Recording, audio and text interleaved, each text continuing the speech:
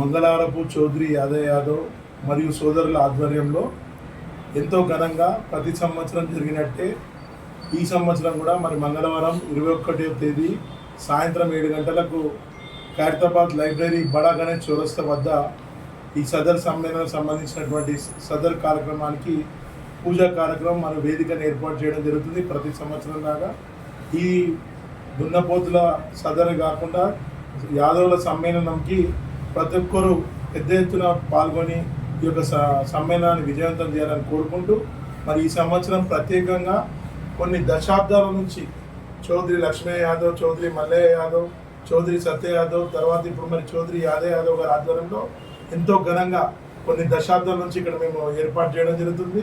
మంగళవారపు కుటుంబ సభ్యుల ఆధ్వర్యంలో ఈ కార్యక్రమం ఇక్కడ ఎప్పుడు నిర్వహించడం జరుగుతుంది. ఈసారి ప్రత్యేకంగా మన రాష్ట్ర ముఖ్యమంత్రి ప్రియతమ నాయకుడు యనమల రేవంత్ రెడ్డి గారిని కూడా మేము కార్పొరేటర్ విజయారెడ్డి గారి ఆధ్వర్యంలో వెళ్ళి కలవడం జరిగింది. వారు కూడా సానుకూలంగా స్పందించి వస్తానని మాట ఇచ్చారు. అదేవిధంగా రాష్ట్ర మంత్రులు, ఇన్ఛార్జ్ మంత్రి పొన్నం ప్రభాకర్ గారు, వివేక్ గారు, అదేవిధంగా దామోదర్ రాజనరసింహ గారు, ఉత్తమ్ కుమార్ రెడ్డి గారు వీరందరూ కూడా రాబోతున్నారు.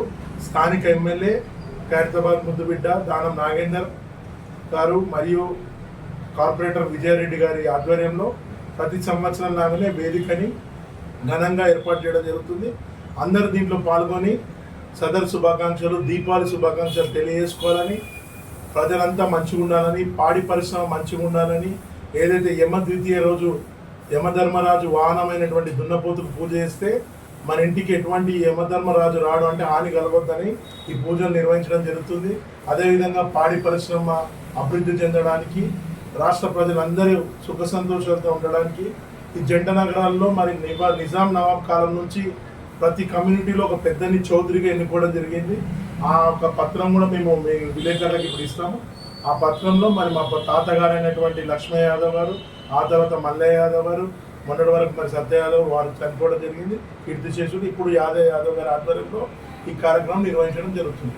ఖైరతాబాద్ బస్తీ సోదరులే కాకుండా యాదవులే కాకుండా చుట్టుపక్కల ప్రాంతాల వారు ఆనందనగర్ కాలనీ, పంజగుట్ట, సోమాజిగూడ, ఇక్కడ వచ్చేసి మళ్ళీ దోమలు కూడా, అదేవిధంగా చాదర్ఘట్ నుంచి కూడా ఎంతో దూరం నుంచి కూడా ఇక్కడికి రావడం జరుగుతుంది. హైదరాబాద్ నగరంలో ఫస్ట్ సదర్ ఏదైనా ఏర్పాటు చేస్తామంటే కొన్ని దశాబ్దాలుగా ఖైరతాబాద్ సదర్, ఎందుకంటే అప్పుడు 3 గంటలకే స్టార్ట్ అవుతుంది.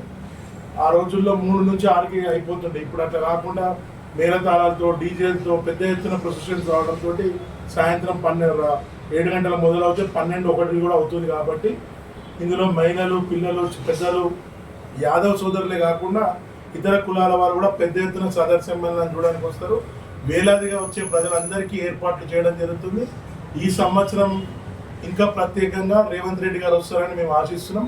వారు వస్తే ఈ పండుగకు ఇంకో శోభాయాత్ర శోభమయంగా ఉంటుందని చెప్పి కోరుకుంటూ అందరికీ దీపావళి శుభాకాంక్షలు తెలియజేస్తున్నాం.